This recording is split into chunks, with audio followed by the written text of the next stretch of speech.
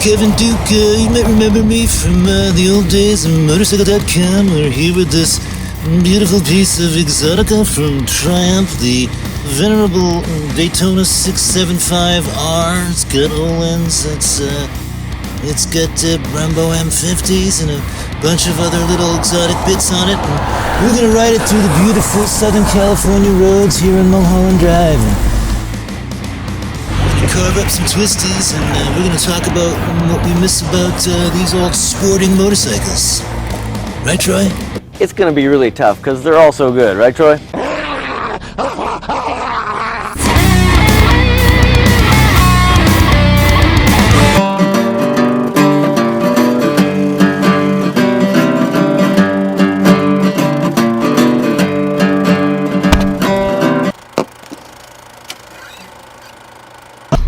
Better be alert. I might just throw a random fry in the middle.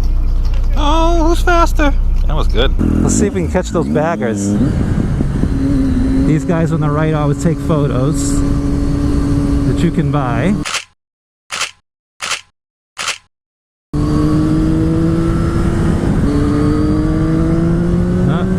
We caught them.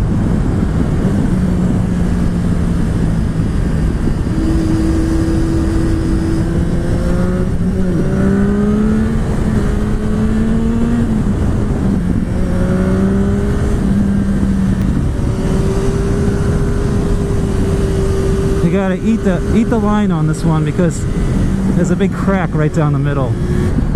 So over on the right here, if you take this right, you end up at Paramount Ranch. It's where they filmed the Dukes of Hazzard back in the 80s. They filmed a bunch of stuff out here. Now,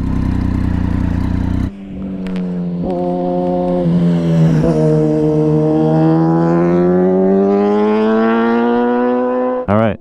So here we are, beautiful sunny California on Mulholland Highway. Early in the morning, people are tearing through the canyons here, and I thought it was a good time to talk about the 10 things we miss about sport bikes, because as you know, sport bikes have changed quite a bit. There have been a lot of developments and phase outs, and we're going to talk a little bit about that in today's video.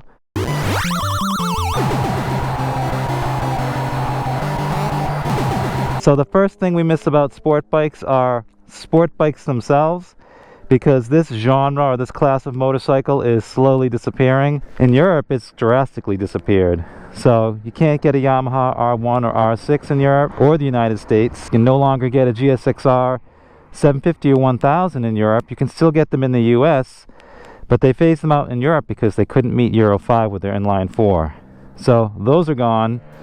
And in their place is the GSX-8R, which is a sporty all-rounder. It's a parallel twin which meets Euro 5 emission standards, but it's not a traditional sports bike per se.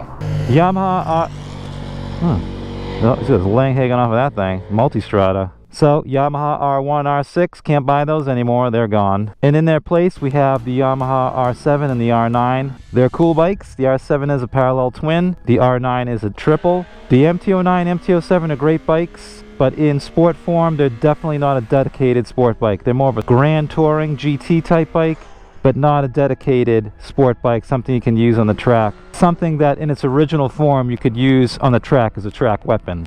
A bike like this Daytona 675R, you can use this bike as is with its Olin suspension, its Brembo brakes, its lightweight design, its 128 horsepower, and you can tear up the track with this thing. An R7 or an R9 with a little bit of work, a little bit of money could become a good track bike. Those bikes were developed essentially to fill a niche. There was a small population of consumers that wanted sport bikes. So Yamaha did the most efficient thing they could do. They took an existing MT platform and put fairings on it. Gone are the days of the traditional compact, lightweight inline 4-cylinder. This bike is 405 pounds wet. Even the new Honda CBR 600RR, while an amazing bike, and I'm glad Honda built it, it's fairly heavy, 430 pounds, and that's mainly due to the Euro 5 catalytic converters are on it. So the other thing we miss are the undertail exhausts.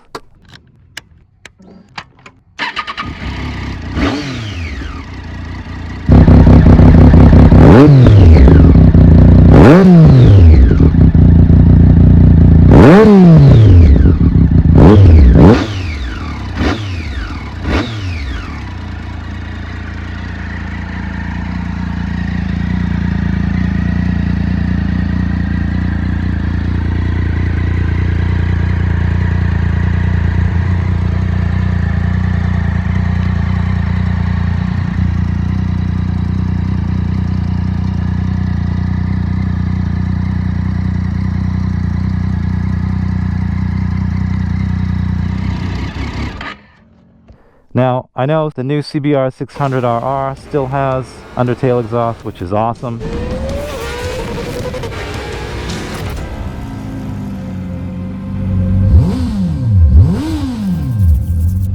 The Ducati Hypermotard still has undertail exhaust, but for a while, undertail exhaust was all the rage with sport bikes. A few bikes come to mind: the mid-2000 R1, the old ZX-10Rs, the Honda NR750, really cool looking with the undertail exhaust. Pretty much any of the Ducati sports bikes from the 916 all the way up to the 1198 all had undertail exhausts. Yeah, it raises the CG, it increases rotary inertia, making lean and flickability more difficult and less responsive, and it cooks your butt, but again, it's very evocative, it's very cool, it's a very visceral experience, and it's very clean looking. And I would love to see more bikes with undertail exhaust.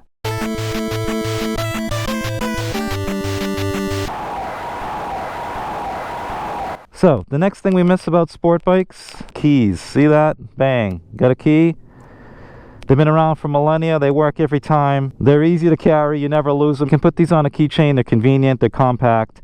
Yeah, some of them have chips and do require electronics, but in general, keys are keys. You lose this key, you can go to any locksmith and make a duplicate. You lose a dongle, you're out $300, $400, $500. As far as mitigating theft, I guess you can make an argument either way as to which is easier to steal, a keyed ignition or a keyless ignition. The one thing about a keyed ignition is you need to mechanically interface with the ignition to steal the bike. You know, you've got to do it out in the open, and there's a greater chance of getting caught if you're trying to steal a bike mechanically. Whereas you can steal the newer bikes that have keyless ignition with your laptop. Just sit in your car, crack the code, start the bike, and off you go. The key fobs or dongles, they're easy to lose. Oftentimes you can put them in a bag and then you realize later you don't have it. Things like that can happen. And the other issue, potentially, and this is being a little conspiratorial, but someone could remotely disable your motorcycle. I introduced an amendment and forced a vote on eliminating the kill switch in automobiles. It's mandated. Just to be clear, for the people who don't know what you're talking about, in new vehicles, this has been the case for years, they can be turned off remotely by the authorities. That's what you're talking about. Yeah, by 2026, every new automobile sold has to be able to turn itself off if it doesn't like your driving. Part of having a motorcycle is freedom, so we want autonomy from the rest of society, right? That's why we ride.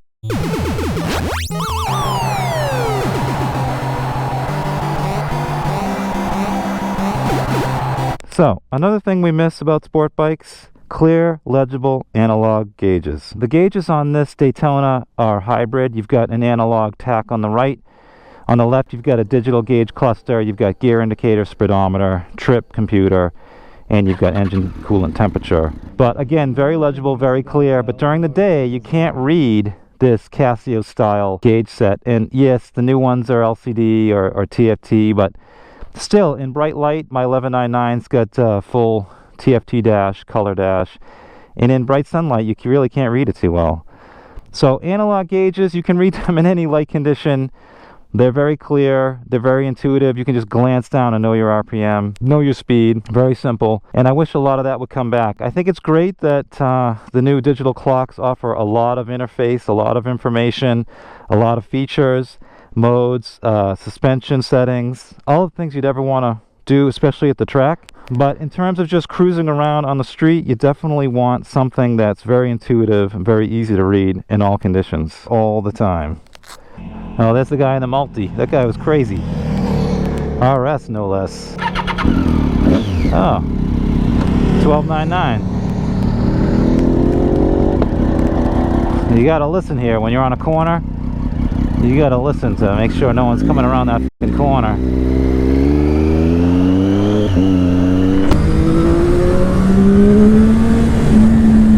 Yeah, I could see yourself getting in trouble with this thing.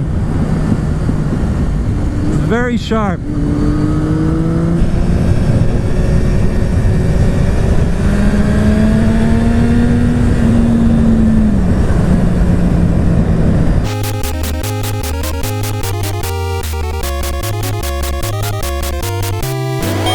The other thing that we miss about sport bikes is good mid-range power. Euro 5 emissions have really killed mid-range power. This bike has good power in any gear. Like I said, for a small displacement triple, you know, 675, it's got great mid-range power. Any bike you ride nowadays, from 600s to 1000cc bikes, they're all neutered in the mid-range. There's really no one home. S1000 RR. Oh, we're gonna blow this stoppy. Oh, geez, this thing's got no doubt. This thing has no grunt. We're in race mode. Come on, buddy. I don't think I can get used to this lack of torque. They've all got a dip in the mid-range, and that's all to meet emission standards. In Europe, they have very strict exhaust gas emissions controls.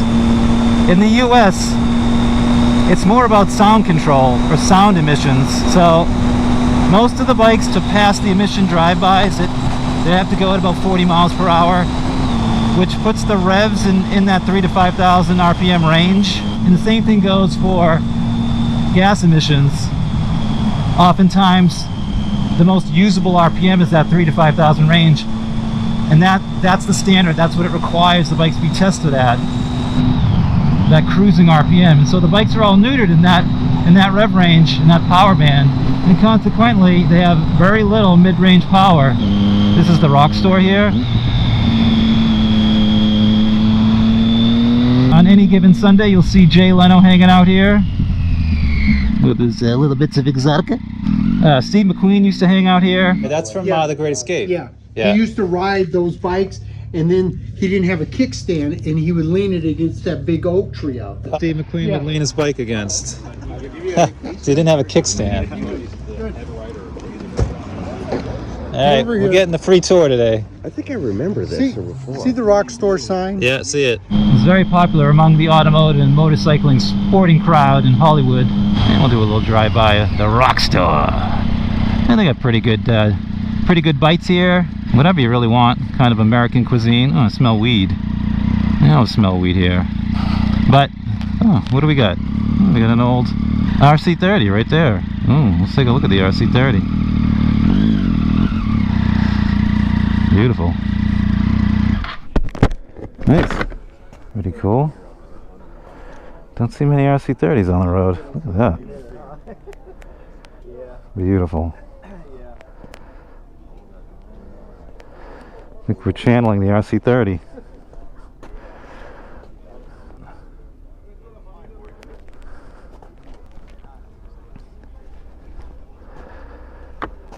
So I was saying about the clocks there. Very simple, very legible. Wow, I think it's cool. Yeah, so this used to be a really popular hangout for all the sport bike riders when the Snake was open. Now that it's closed, it's a lot of Street Fighter. It's a lot of cruisers, but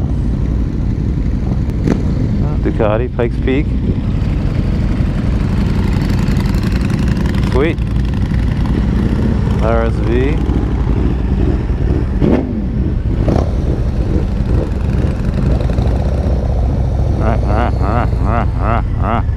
V4. These are all the people that have hung out here. There's Arnold, Jay Leno, Keanu Reeves. Too many of those. You need someone to help you out to clean out those Chief. This place is really hopping now. Freaking everyone's here.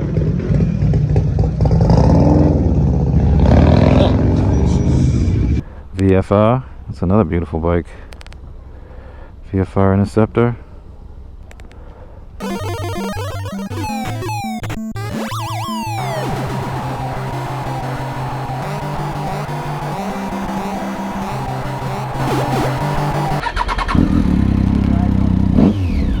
The other thing we miss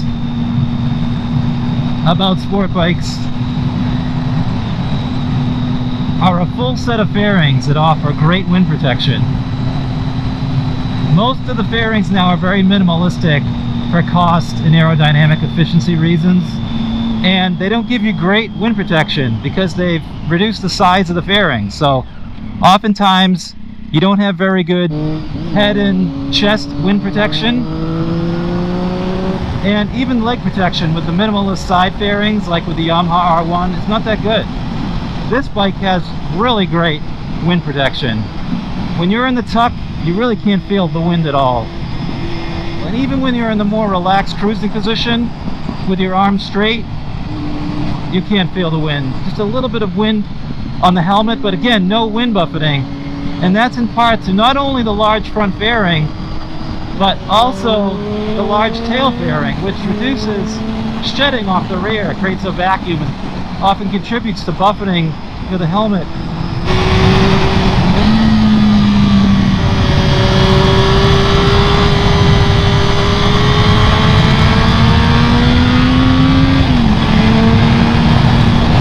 Beautiful.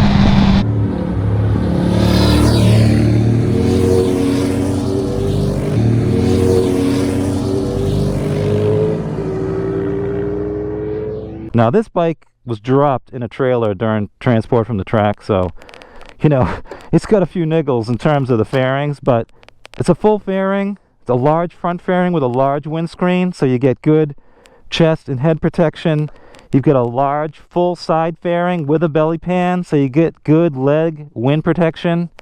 You got a big tail unit, so there's far less shedding off the tail and less turbulence around the back of your head moving the helmet around. So we like full fairings, and most of these full fairings have gone away, mainly due to cost. Plastics are very expensive, the molds are very expensive, but also due to aeromechanic efficiencies. A lot of these bikes are being designed with CFD, computational fluid dynamics. It's basically a aeromechanic simulation, so the designers and engineers can properly fare the bikes to be very efficient in the air, both in straight line and cornering. And so that's driven a lot of very efficient designs in terms of aerodynamics, but it's made the bikes really ugly. Look no further than the new 2025 Panigale V4. That side fairing is an absolute abortion. 2025 Panigale V4. Wait a minute, what's going on here? What the heck? This is a shroud? That's integral to the upper fairing section. Wait, that is weird. There's another one there. What the heck? I don't know. This is just... It's bad.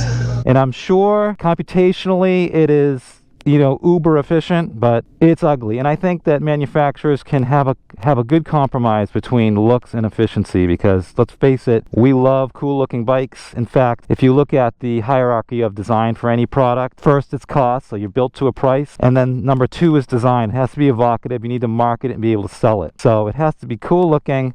I think it's great that they have engineers designing bikes, but I just think there has to be a little bit more compromise. How many miles you doing? Oh, not too far. Yeah? Probably just be out for a couple hours. Okay. This leads me to my number 3 things we miss about sport bikes are just really cool looks, cool colors, cool styling.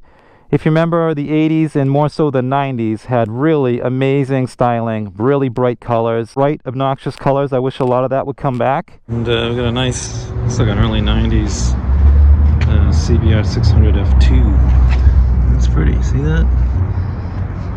That livery's nice, huh?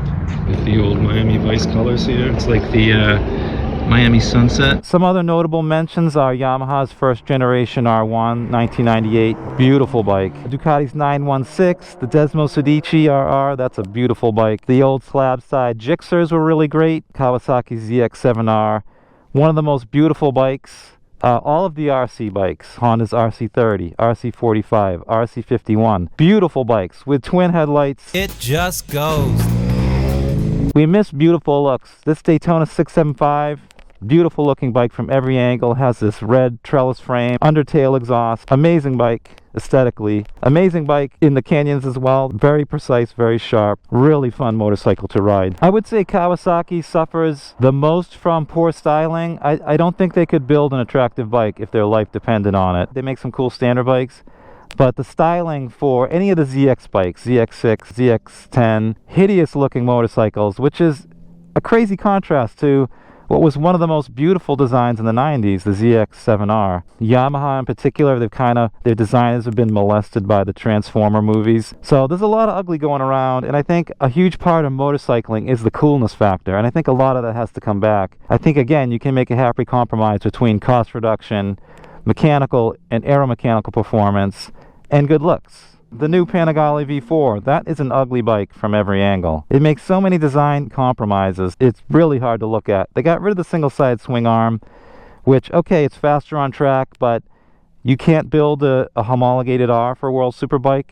I mean, make that a separate bike. Make the cool bike the S or the standard model, and have a really cool-looking bike. Give it 220 horsepower, make it cool looking, you'll sell a ton of them. Whereas, if you let the engineers go hog wild, make it more Germanic or Teutonic in design, yeah, it'll be faster, it'll be more efficient, but it won't have that coolness factor. Oh, that's a cool monster. Oh, I want one of those. That's what I've been looking at right now.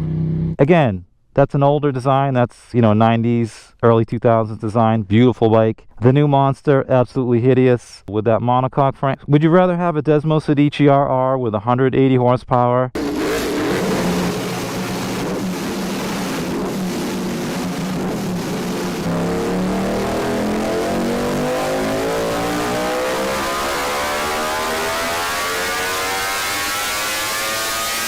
Or the new 2025 Panigale V4. Personally, I would take a Desmo Sedici and give up the 30, 35 horsepower and the better handling that the new Ducati has to have just a really cool bike. And I think that's what consumers want. Most of these bikes are ridden on the street. What we want is a fun, beautiful, evocative street bike. And I think the manufacturers, like the auto manufacturers, have got away from the design aesthetic, making beautiful products that people want and enjoy.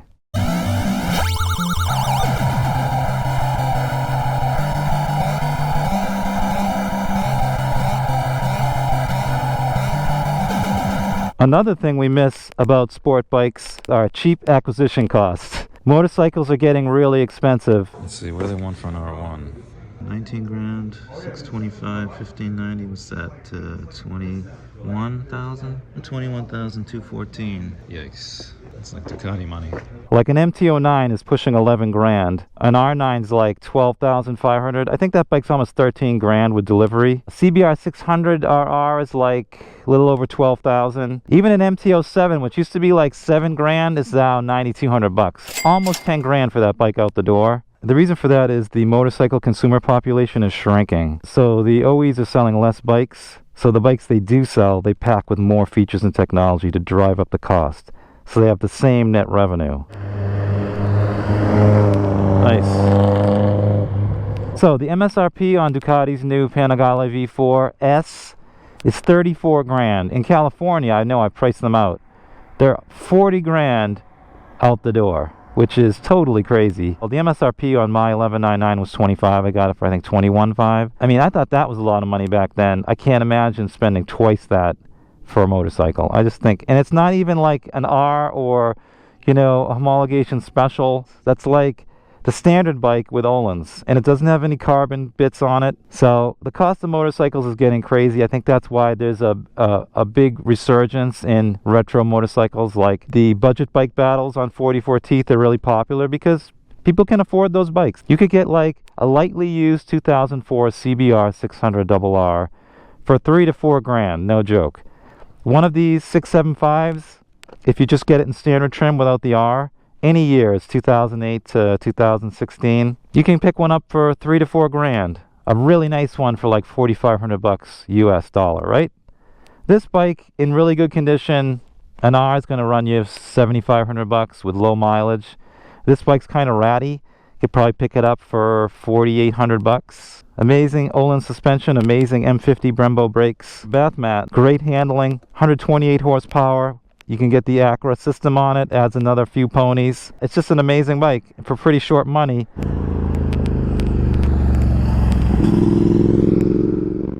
The next thing we miss about sport bikes is storage. This is a really bad example because this bike has no storage. But if you look at anything prior to like 2005, tons of storage. You could fit like all your hockey gear and your friggin' lunch in the tail section of an RC51. Any of the new super bikes, you can't fit anything in them. I can't fit a bottle of water, small bottle of water, on my 1199, so I got to carry a backpack. So now you've got all this weight high up on the bike, and you don't want that, especially if you're going through twisties. So that's another thing we miss about sport bikes.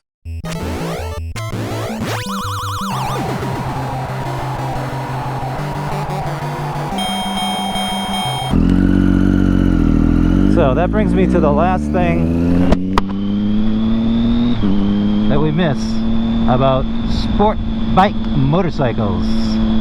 No nanny controls. If you live in California, if you like motorcycles, this is the mecca of motorcycling. Anywhere in the world, this is it. The rock star.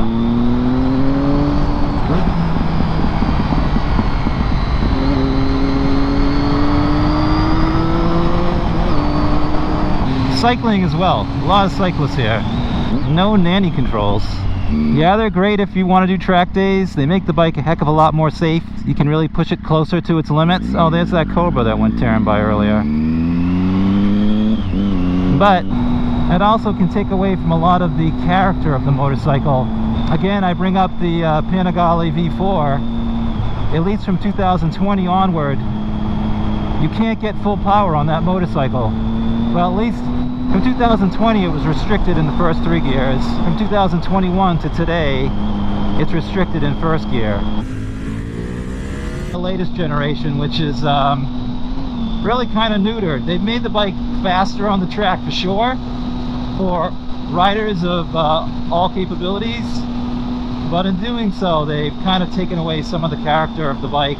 And if you don't agree with me that electronics rider aids have neutered a lot of the new sport and super bikes, look no further than Zach and Ari's track test of the old Dave, the Gixxer 1000. I think it was a K5 or K6 Gixxer 1000 versus the 2020 Panigale V4, which has 45 more horsepower than the Gixxer, and the old Gixxer wiped the floor with the Ducati because the Panigale was restricted in the first 3 gears, and so on smaller tracks the very torquey and unrestricted K5, K6 Gixxer is much more capable, especially out of the corners, because it has so much more low-end and mid-range grunt, and it has less parasitic weight to throw around in terms of vehicle dynamics.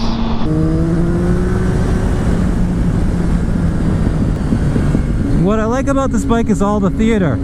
You're not going that fast, but it feels like you are. And that just really makes it fun.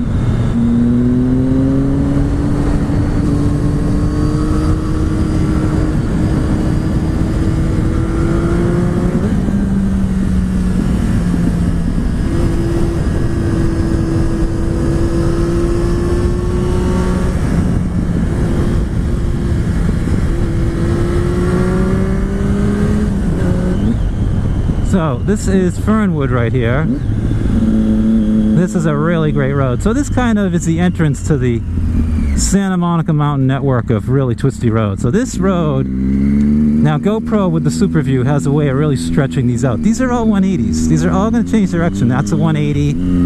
The rest of these are all 180s, and they get really tight.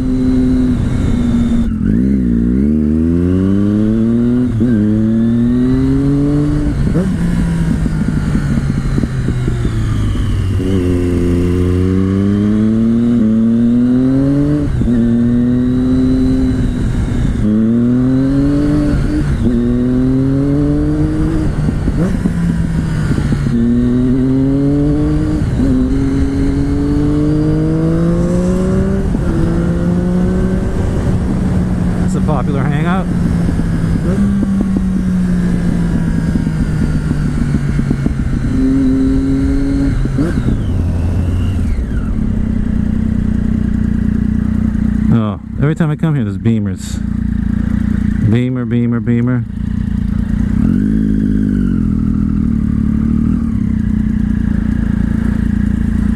Corvette. C8.